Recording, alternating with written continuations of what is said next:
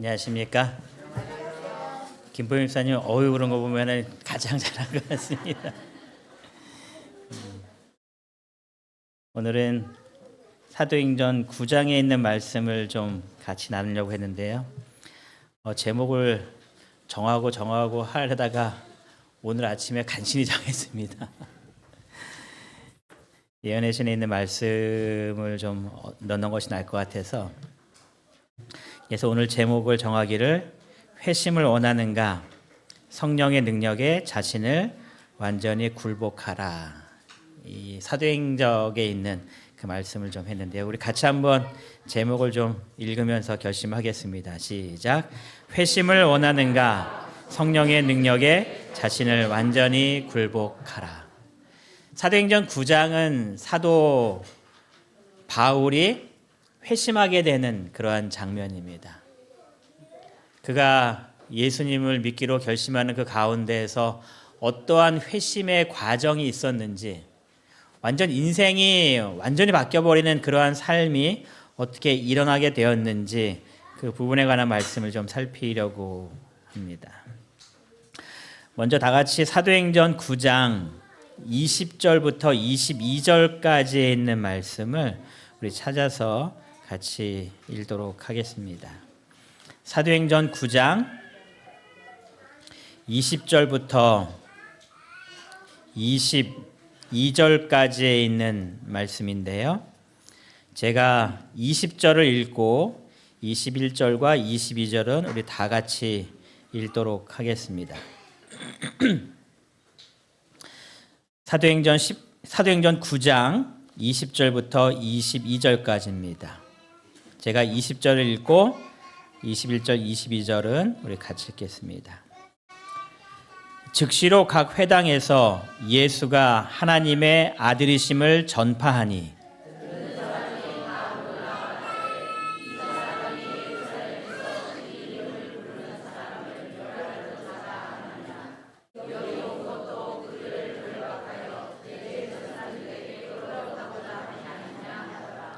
사울은 힘을 더 얻어 예수를 그리스도라 증언하여 다메섹에 사는 유대인들을 당혹하게 하니라.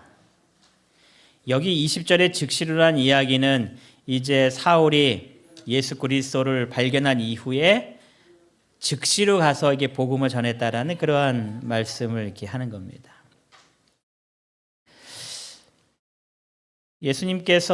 하나님께서 사울을 제자로 이렇게 부르시는 장면입니다.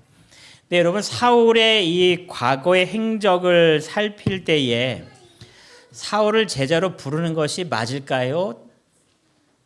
맞지 않았을까요? 맞지 않아 보여요, 그렇죠? 왜냐하면 사도행전 9장 1절에 사울에 대해서 이렇게 기록했습니다. 사울이 주의 제자들에 대하여 여전히 뭐 했대요? 위협과 살기가 등등하여. 이 등등하여라는 단어를 찾아봤더니 어떠한 뜻인가 하면은 이렇게 호흡하다 그런 뜻이에요. 이렇게 코로 호흡하고 있다. 등등하다라는 그런 단어 자체가. 그래서 위협과 살기로 지금 숨쉬고 있다는 겁니다. 그러니까 얼마나 무서운 사람입니까? 많은 사람들을, 그리스도인들을 옥에 가둡니다. 그리고 이 살인을 할 때에 스데반만 했던 것이 아니라 사도행전 내용을 읽어보시면 그가 많은 그리스도인들에게도 역시 같은 일을 행했다라고 이야기합니다. 스데반을 죽일 때에 주도적인 역할을 했던 사람이 바로 사울이었습니다. 사울의 발 앞에 옷을 던졌다라고 이야기합니다. 어떻게 보면 이 기독교에 대해서 이 사울이라는 존재는 이 원수 같은 존재입니다. 우리를 핍박하고 우리를 죽이고. 그런데 하나님께서 그 사울을 부르십니다. 이 사울이 얼마나 열성적인 사람이었는가를 보니까 사도행전 9장 2절은 기록하기를 누가 시키지도 않았는데 그가 뭐라고 얘기하냐면 다메섹에 가려고 결심합니다. 간 이유가 뭐냐면 결박하여 예루살렘으로 이 그리스도인들을 잡아오고자 하는 겁니다. 대제사장들이 고민했습니다. 이제 핍박을 통하여서 그리스도인들을 이렇게 박멸하려고 하고 있는데 많은 사람들이 이제 흩어져서 저 멀리 다메섹에 가서 그곳에서도 복음이 잘 증거되고 있다는 이야기를 듣습니다. 그래서 어떻게 하면 저 멀리까지 가서 그리스도인들을 잡아올까 하는 가운데서 회의하는 가운데 이 사울이 가기로 결정을 하는 겁니다. 예루살렘으로부터 이 다메섹까지의 거리가 얼마나 먼가를 지도를 통해서 보니까 이 예루살렘에서 쭉 다메섹까지 가는 이 거리가 230km라고 이야기합니다. 서울부터 대전까지 거리가 235km예요. 그러니까 여러분 서울부터 대전까지 걸어가시는 겁니다. 그리스도인을 잡으려고 걸어가는 겁니다. 사람들이 말하기를 한 일주일 정도 걸어갔을 것이다 라고 말을 합니다. 돈 받고 하는 것도 아닙니다. 그 열정으로 지금 가고 있는 겁니다. 그래서 사울은 자신의 모습을 이렇게 표현했습니다. 내가 내 동족 중 여러 영갑자보다 같은 동년배보다 유대교를 어떻게 믿었대요? 지나치게 믿었다는 겁니다. 아주 열정적으로 믿었다는 이야기죠. 내 조상의 유전에 대하여 더욱 열심히 있었으니. 그래서 그는 하나님을 위하여 이 모든 일을 한다고 결심하고 아무리 어려운 일에도 불구하고 그 모든 것들을 스스로 다 감당하겠다고 지금 나가고 있는 겁니다. 여러분, 우리가 어떠한 방향으로 어떠한 곳을 갈 때에 방향이 중요할까요? 아니면 속도가 중요할까요? 그곳에 빨리 가고 싶습니다. 어떤 걸 선택하겠습니까? 빨리 가야 돼요. 여러분들을 제가 초대했습니다. 여러분 12시 반에 저희 집에서 식사하겠습니다. 그냥 예입니다. 오시면 안 됩니다. 그래서 이제 오늘 이제 12시 반에 이제 여러분들이 오실 겁니다. 그럼 여러분들 여기서 이제 늦지 않게끔 가기 위해서 이 시조사에서 나가서 저 신호등 앞에서 우회전을 해서 막 달려가면 될까요? 우회전은 어느 방향이에요? 청량리 방향입니다. 여러분이 그 방향으로 아무리 빠른 속도로 열심히 달려가도 저희 집에는 올 수가 없는 거죠. 뭐가 제일 중요해요? 방향이 제일 중요합니다. 방향이 맞은 다음에 속도가 중요한 것이지 방향이 안 맞았는데 속도가 아무리 좋아봐야 그것은 목적지에 다다를 수가 없다라고 분명히 우리가 압니다. 사울은 좀 전에도 얘기했지만 그는 하나님에 대해 열정이 있는 사람이었습니다. 그렇게 먼 거리였지만 그 거리를 가는데 조금도 그의 마음이 흔들리지 않았습니다. 자원했습니다. 내가 가서 그 그리스도인들을 다 잡아오겠다고 그가 마음먹었습니다. 그런데 그 마음먹은 그 가운데에 내가 하나님을 위하여서 일을 하고 있다라고 사도 바울은 생각하고 있는 겁니다. 그는 모든 순간에 그 일을 할 때마다 하나님을 위하여 이 모든 일을 하고 있다라고 그가 마음속에 기뻐하고 있었습니다. 그는 하나님을 대적하는 자라고 한순간도 생각하지 않았습니다. 나의 인생 이 모든 것들을 바친 것은 오직 하나님을 위하여 일을 하고 있다라고 그가 마음속에 품고 가고 있는 겁니다. 그래서 그는 하나님 앞에 떳떳했습니다. 저 그리스도인들을 다 잡아서 내가 하나님께 영광 돌리겠다라고 하면서 일했던 사람입니다. 뭐가 잘못된 거예요? 방향이 잘못된 겁니다. 십자군 운동에 관련되어서 유명한 연설이 있는데 그 연설이 크레르몽 연설이라고 합니다. 교황 우르바노 2세가 이 프랑스 남부 지역의 이 크레르몽이라는 이 지역에 와서 이 성당 앞에서 연설했습니다. 그가 뭐라고 외쳤냐면 이슬람 교도는 지중해까지 세력을 확장해 너희 형제들을 공격하고 죽이고 납치의 노예로 삼고 교회를 파괴하지 않은 곳은 모스크로 바꾸고 있다. 이것은 거짓말이었습니다. 사실은 아니었습니다. 그들의 폭력을 더 이상 용납해서는 안 된다. 지금이야말로 그들에게 맞서 일어날 때이다라고 얘기하면서 그 다음 연설이 가장 유명한 연설로 남습니다. 그가 말합니다. 이것은 내가 명하는 것이 아니다. 주 예수 그리스도가 명하는 것이다. 그 땅에 가서 이교도와 싸우라. 설사 그곳에서 목숨을 잃는다 해도 너희의 죄를 어떻게 한다고요? 완전히 용서를 받게 될 것이다.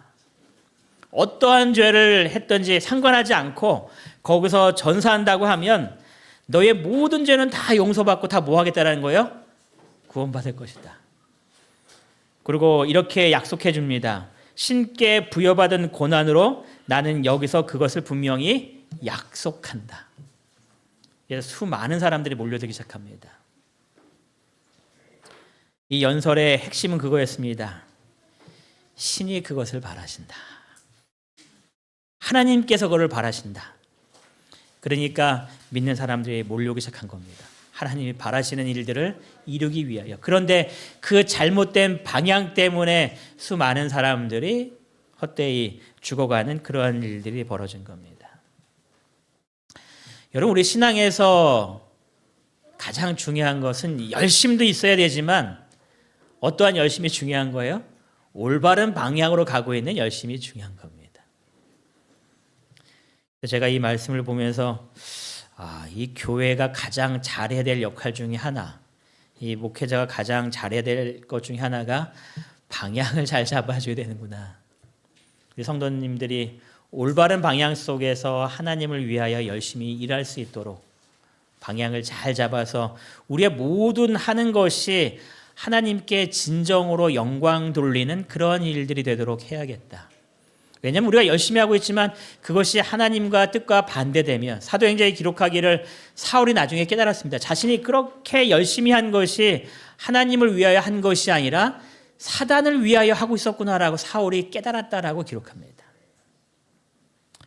우리의 헌신이, 우리의 모든 열심이 하나님께서 보시기에 원하시는 그러한 열심이 되기를 간절히 바랍니다. 예수님께서 사울의 그래서 방향을 이제 바꿔주시는 겁니다. 네 열심은 참 고마운데 그 방향이 아니야 하고 이제 사울의 방향을 바꿔주십니다. 그때에 예수님께서 이 사울에게 뭐라고 말씀하시냐면 이렇게 말씀합니다. 나는 내가 박해하는 예수다라고 이야기합니다.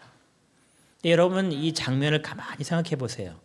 사울이 예수님을 박해한 적이 있습니까? 없습니까? 없죠, 그렇죠? 누구는 박해했어요? 그리스도인들은 박해했어요. 그리스도인들은 박해했어요. 사도행전에 그래서 이렇게 이 표현을 기록합니다. 그리스도께서는 여기서 당신을 당신의 백성들과 어떻게 했다고요? 동일시했다.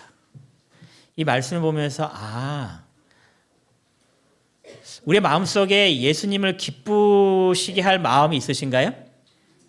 그럼 방법이 있습니다. 내 옆 사람을 둘러보세요. 한번 옆 사람을 보세요. 이 사람을 뭐하게 하면 돼요? 기쁘게 하면 되는 겁니다.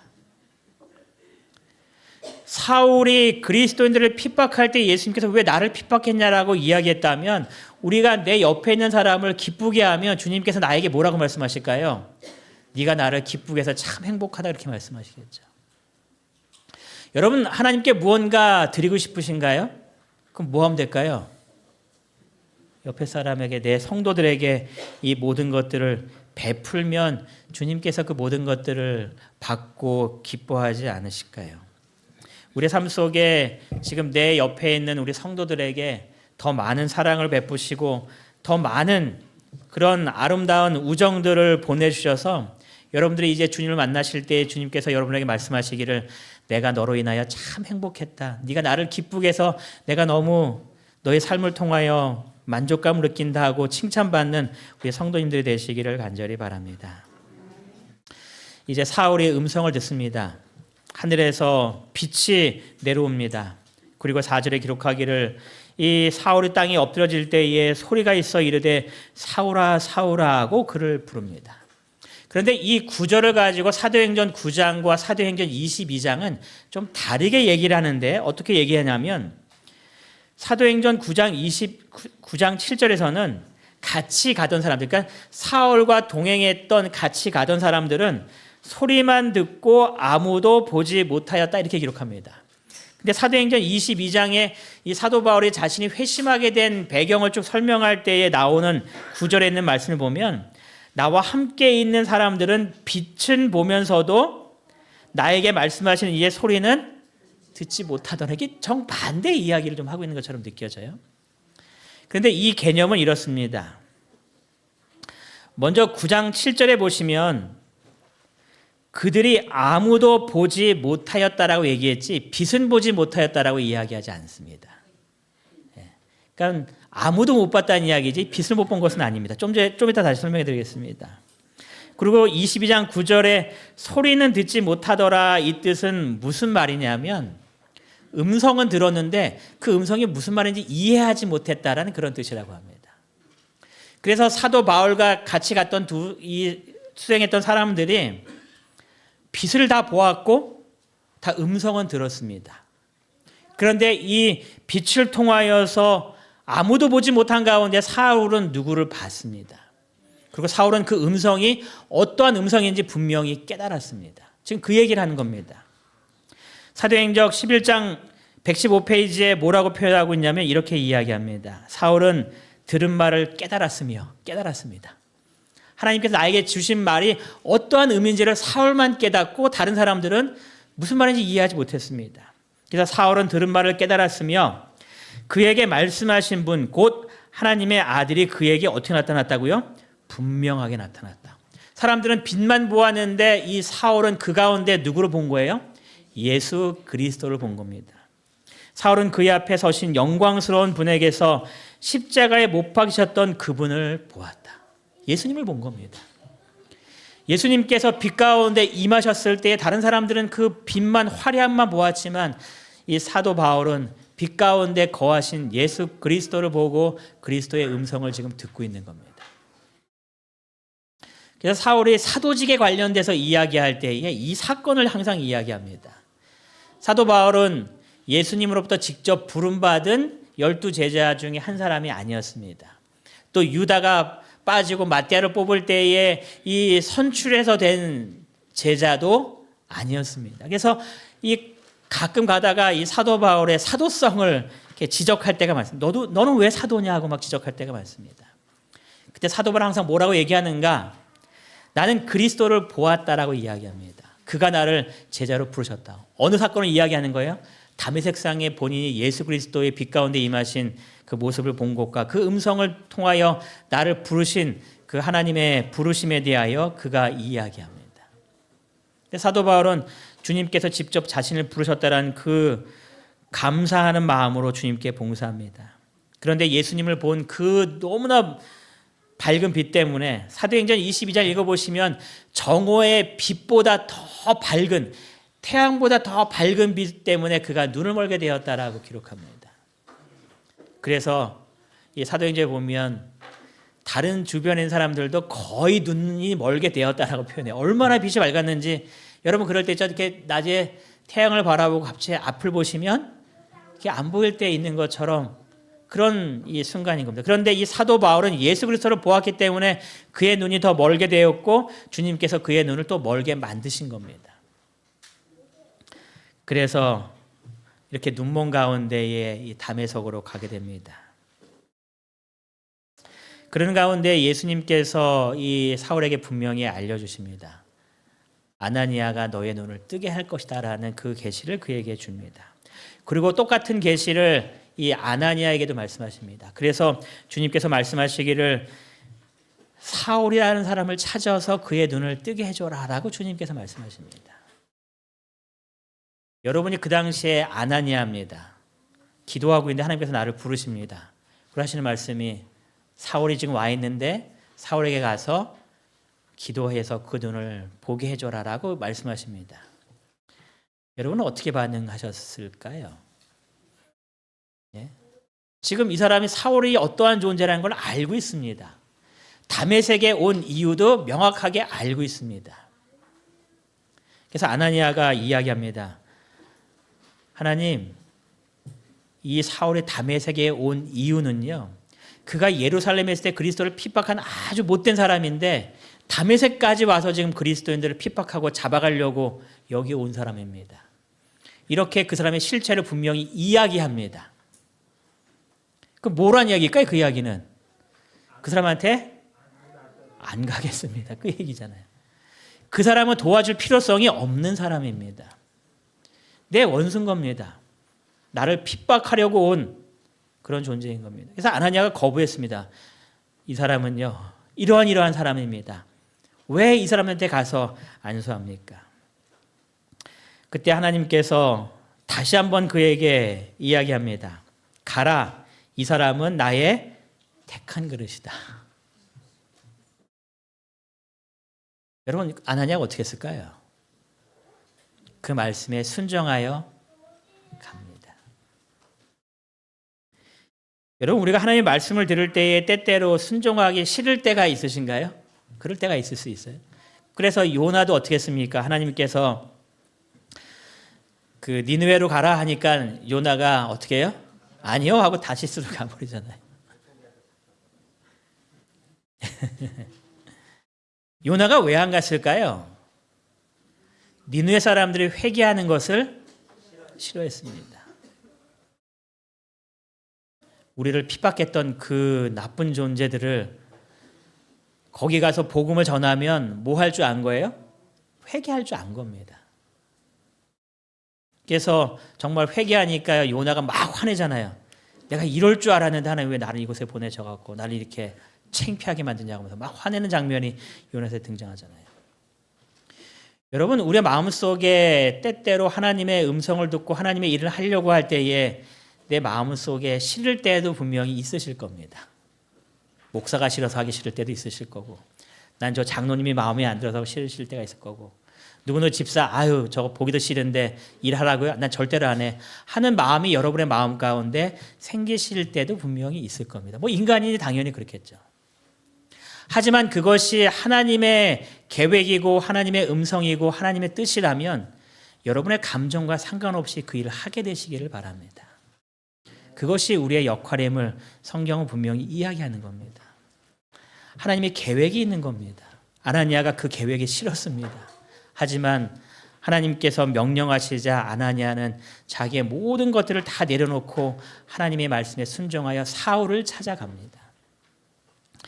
때때로 이문동교회 봉사하시는 가운데서 우리의 마음 가운데에 그런 마음이 들 때에 이 아나니아를 기억하시고 이 요나를 기억하시면서 내 감정 다 내려놓으시고 오직 하나님을 위하여 봉사할 수 있는 진정한 그리스도인의 모습으로 서게 되시기를 간절히 바랍니다. 하나님께서 사울에게 이렇게 말씀하셨습니다. 내가 이르되 주님 무엇을 하리이까? 라고 그가 주님과 대화하는 가운데서 이렇게 주님께 먼저 물었습니다. 주님, 내가 무엇을 하기 원하십니까? 왜냐하면 주님께서 이 사울을 부르셨잖아요. 그래서 이 사울의 마음속에 주님께서 나에게 맡겨주신 사명이 있을 거라고 그가 생각한 겁니다. 그래서 회심하는 장면을 사도행전 22장에 있는 내용에 보면 9장에 없는 내용 가운데 주님께 이르되 주님 무엇을 내가 하면 좋겠습니까? 하고 먼저 사울이 주님께 물어봅니다. 근데 주님께서 말씀하시기를 뭐라고 말씀하시냐면 다메섹으로 들어가라. 내가 해야 할 모든 것을 거기서 누가 이르리 너에게 말해줄 것이다 라고 말을 합니다. 여러분 이 장면을 다시 한번 되돌아가면 이렇게 하면 어떨까요? 주님 내가 무엇을 하면 좋겠습니까? 라고 주님께 물어보자 주님께서 그래 내가 원하는 일은 이러한 일이야 라고 바로 말씀해 주시면 어떨까요? 더 좋지 않을까요? 굳이 주님께서 말씀하실 수 있는데 그 상황 속에서 아니 저쪽 가면 누가 너한테 일러줄 거야 라고 말할 이유가 뭐가 있을까요? 시간 낭비잖아요. 주님께서 바로 지금 대화하고 있는데 그래 너가 할 일은 이런 거라고 쭉 자세히 말씀해 주시면 이 사울의 마음속에 얼마나 더 확신이 가득했겠습니까? 주님께서 지금 나에게 말씀하고 계신데 근데 주님께서는 그렇게 말씀하지 아니하시고 너에게 모든 것을 말할 사람이 있을 거니까 그냥 거기 가 이렇게 이야기하십니다. 왜 비효율적으로 말씀하셨을까요? 사도행전 보면 주님께서 우리에게 주시는 대단한 교훈이 여기에 있음을 이야기합니다. 우리에게 주시고자 하시는 교훈이 있었다라고 하시면서 이렇게 이야기하십니다. 같이 읽겠습니다. 사울이 시작. 사울이 주께서 나로 무엇을 하게 하시려나이까? 라고 물었을 때 구주께서는 질문하는 그 유대인을 당신의 교회와 연결시키셔서 거기서 그에 대한 하나님의 뜻을 알게 하셨다. 하나님께서 직접 말씀하실 수 있었지만 여기에 말씀을 보니까 주님께서는 당신의 교회와 그를 연결시키셨다라고 이야기합니다. 사도 바울이 직접 받은 계시를 통하여서 그가 돌아다니면서 그의 복음을 전할 수 있었지만 주님께서는 그렇게 하기를 원하신 것이 아니라 그가 어디를 통하여 일하기를 원하신 거예요? 교회를 통하여 일하기 원하신 겁니다. 그래서 주님께서 직접 말씀하지 아니하시고 사울에게 말씀하시기를 가면 너에게 이를 사람이 있을 거야. 그를 통해서 나의 뜻이 무엇인지 깨닫게 함을 입어야 된다라고 일부러 말씀하셨다라는 거예요. 마지막 때가 가까워서 그런지 아니면 옛날부터 그랬는지 모르겠지만 교회와 독립적으로 무언가를 자꾸 하시려고 하시는 분이 계십니다. 그것은 하나님의 뜻이 결코 아니라는 겁니다. 하나님께서는 모든 일들을 교회를 통하여 일하기를 원하십니다. 여러분의 마음속에 무언가 열심히 있는 그런 열심히 있다 할지라도 반드시 어디를 통해서 하셔야 돼요? 교회를 통해서 하시기 바랍니다. 그것이 이 사울을 부르실 때에 하나님께서 교회를 세우시기 위하여 하신 방법이었음을 우리에게 분명히 이야기합니다. 사도행전 122페이지에서는 이렇게 이야기합니다. 이와 같이 예수께서는 당신의 조직된 교회의 권위를 시인하셨고 사울을 지상에서 당신이 임명하신 대리자들과 연결시키셨다. 그리스도께서는 이제 세상에서의 당신의 대표자로 교회를 가지셨고 그곳에 회개하는 죄인을 생명의 길로 인도하는 사업을 위탁하셨다. 항상 모든 일들이 교회를 통하여 이루어지기를 주님께서 계획하셨음을 이야기합니다. 그래서 이 아나니아가 사울에게 안수할 때의 그 과정을 이야기하기를 이 아나니아는 그리스도를 대표할 뿐만 아니라 이 아나니아는 교회를 대표한다고 이야기해요. 그래서 아나니아가 사울의 머리 위에 손을 얹고 기도할 때에 그리스도께서 이 아나니아를 통하여 일하신 것처럼 하나님께서 목회자를 통하여 아나니아에게 하신 것과 똑같이 일하신다라고 이야기합니다. 그러면서 교회는 그리스도의 은혜가 이르러 내려가는 샘물이다라고 이야기해요. 교회가 이러한 질서를 통하여 일할 때에 이 교회가 가장 안전하게 일할 수 있음을 우리에게 분명히 말씀하시는 겁니다. 여러분이 항상 어떠한 일을 할 때마다 가장 먼저 누구와 상의하라고요? 교회와 상의하시고 교회를 통하여 일하시는 이문동교회 모든 성도가 되시기를 바랍니다. 사울이 이러한 가운데 이제 한 단계 한 단계 회심하게 됩니다. 사울이 첫 번째 회심할 수 있었던 계기가 어떠한 계기였을까요? 첫 번째 말하면은 힌트를 드리면 다메섹에서 그리스도의 만남이 아니었습니다. 첫 번째 회심의 단계입니다. 그럼 언제였을까요? 예, 스데반 사건이었습니다. 첫 번째 회심의 이 단계는 스데반이 순교하는 장면을 보면서 그의 마음속에 무언가 깨달음이 있기 시작했습니다. 그는 스데반의 이 모든 것들을 통하여서 하나님께서 스데반의 모든 사역에 함께하고 있다는 것을 그가 분명히 발견하게 됩니다. 그래서 그가 깨달은 것에 대해서 여기 화이트분의 이 말씀을 좀 읽어보면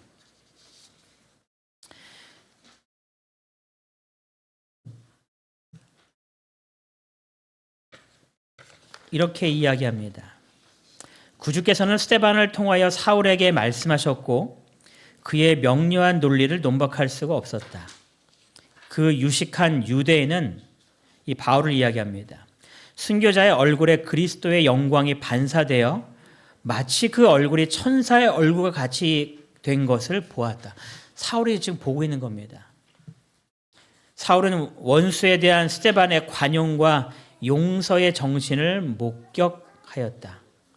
그런데 이 스데반만 통하여 이것을 본 것이 아니었습니다. 계속해서 기록하기를 그는 또한 그가 고문하고 고통을 준 많은 사람들이 보여준 꿋꿋함과 그 모든 고통을 기쁘게 감내하는 것을 목격하였다.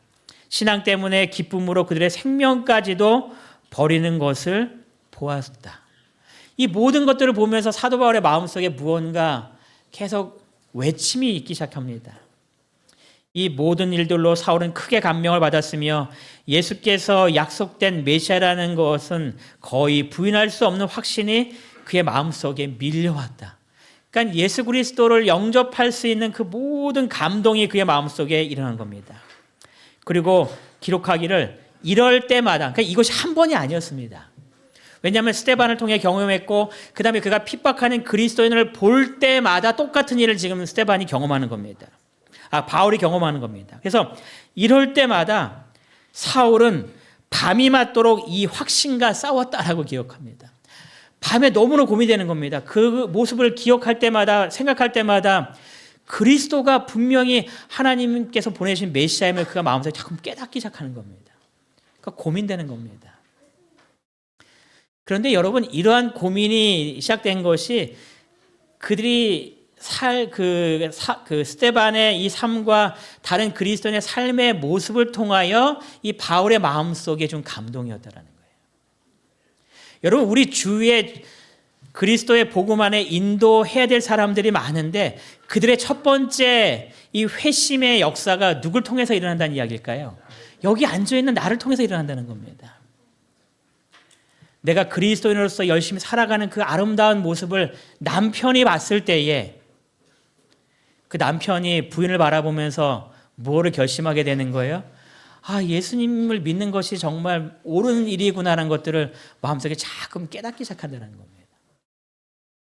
그러니까 여러분들의 말 한마디, 여러분의 삶의 모습 하나하나가 스데반이 사울을 회심하게 된 첫 번째 역사였던 것처럼 여러분의 삶의 역사가 내 남편과 내 자녀와 내 이웃과 내 형제들을 주님께 인도할 수 있는 첫 번째 회심의 단계라는 것을 꼭 기억하시기 바랍니다. 그러니까 누가 잘해야 돼요? 내가 잘해야겠죠. 저런 사람한테 뭐 잘해줄 필요성이 있어 하는 정말 미워 보이는 남편과 아내일지라도 어떻게 하셔야겠습니까? 정말 그리스도인의 모습을 보여주셔야 한다는 겁니다. 그리스도의 사랑의 모습을 보여주고 정말 신앙하는 것이 무엇인가를 그들에게 분명히 보여주고, 말은 이렇게 하는데 성경을 통해서 이렇게 하는데 삶의 모습은 다르면 그들이 회심의 역사가 일어나지 않는다는 이야기입니다. 내가 믿고 있는 것과 성경의 가르침과 내 삶이 일치하는 것을 주변 사람들에게 보여줄 때에 내 가까이 있는 사람들이 회심의 첫 번째 단계를 이제 가게 되는 겁니다. 비록 이것이 쉽지 않지만 여러분들의 삶의 모습들을 통하여서 내 주변에 구원받을 사람들을 주님께 이끄시는 귀한 일들을 이뤄내시는 우리 모든 성도님들 되시기를 바랍니다. 이 사울의 이런 마음속에 외침이 있었습니다. 그런데 그가 그런 외침이 올 때마다 어떻게 반응하였는가? 사도행적 113페이지에 이렇게 기록합니다. 그가 받은 교육과 편견, 옛 스승에 대한 존경심, 그리고 인기를 얻으려는 그의 교만으로 그는 양심의 소리와 하나님의 은혜를 배반하였다. 그의 마음속에 외침이 있었습니다. 그런데 그 양심의 소리를 그가 거부합니다. 그런데 가장 큰 이유가 뭐냐면 그가 받은 교육과 편견입니다. 여러분, 사도 바울이 유대인 가운데 정통파 유대인입니다. 가말리엘 법사를 통하여서 정말 가장 그들이 가르치고 있는 정통으로 모든 것들을 배우다 보니까 누구와 의견이 맞지 않는 거예요? 예수 그리스도와 의견이 잘 맞지 않는 겁니다. 그럼 뭐를 버려야 될까요? 그렇죠. 내가 지금까지 받았던 정통적인 이 가르침을 다 버려야 됩니다. 근데 여러분, 그게 쉬울까요? 어려울까요? 여러분이 평생 알고 배웠던 그 모든 것들을 다 버리라고 얘기하면 여러분 버리실 수 있겠습니까? 근데 사도 바울은 그걸 버리는 사람이었습니다. 정말 평생 쌓았던 모든 것들을 과감하게 내려놓을 수 있는 그런 사람이 되었습니다. 그러니까 사도 바울에게 일어난 이 회심은 정말 대단한 사건 중에 하나라고 볼 수 있을 것 같아요. 그가 마음속에 그런 외침이 올 때마다 그의 스승들을 찾아갑니다. 그리고 묻습니다. 그럴 때 그들이 바른 방향으로 알려주면 좋은데 계속 엉뚱한 방향으로 그의 삶을 인도합니다. 그런 가운데 이제 주님께서 그의 삶의 방향을 바꿔주기 위해서 두 번째 경험한 것이 담의 세계 경험입니다. 주님께서 이제 직접 나타나셨습니다. 그리고 그에게 하신 것에 대해서 이렇게 이야기합니다. 그분의 말씀은 놀라운 힘으로 그의 마음을 찔렀다. 그는 어두운 마음 구석에 큰 빛이 비쳐 들어가 과거 생애의 무지와 과오, 그리고 현재 성령의 교화하심의 필요를 깨닫게 되었다라고 이야기합니다. 그래서 그가 기도하기 시작합니다. 그래서 아나니아를 부르시면서 하나님께서 말씀하시기를 이 사울을 찾으라고 말씀하시면서 그가 기도하는 중이다라고 말씀하십니다. 이제 사울의 두 번째 회심의 단계에 들어갑니다. 그가 어떻게 기도했는지 그 자세한 내용은 알 수 없지만 그의 모습을 사도행전 119페이지는 이렇게 이야기하는데요. 같이 읽겠습니다. 시작. 사울이 죄를 책망하시는 성령의 능력에 자신을 완전히 굴복했을 때에 그는 자신의 생애의 잘못들을 보았고 하나님의 율법의 원대한 요구들을 깨닫게 되었다. 성령이 하시는 역할에 대해서 요한복음 16장 찾아보시면 죄에 대하여, 의에 대하여, 심판에 대하여 세상을 책망하신다고 되어 있어요. 그래서 성령 하나님께서 우리의 마음속에 임하셨을 때에 뭐를 깨닫게 해주시는 거예요? 죄를 깨닫게 해주신다라고 이야기해요. 그래서 사울이 죄를 책망하시는 성령의 음성에 어떻게 했다고 얘기해요? 자신을 완전히 굴복했습니다. 내 자신의 것을 모두 다 내려놨습니다. 그가 배웠던 지식으로 거부하지 않았습니다. 그가 갖고 있던 편견에 대해서 이 말씀을 비춰보지 않았습니다. 오직 전적으로 나에게 역사하시고 음성을 들려주시는 그 성령의 반응에 따라가기로 그가 모든 것들을 결심하고 그가 기도하는 겁니다. 그가 회개할 수 있었던, 회심할 수 있었던 가장 강력한 이유는 바로 이 점 때문이었습니다. 성령의 이끄심에 더 이상 저항하지 않기로 합니다. 다 내려놓고 모든 것들을 성령 하나님께 다 맡기기 시작합니다.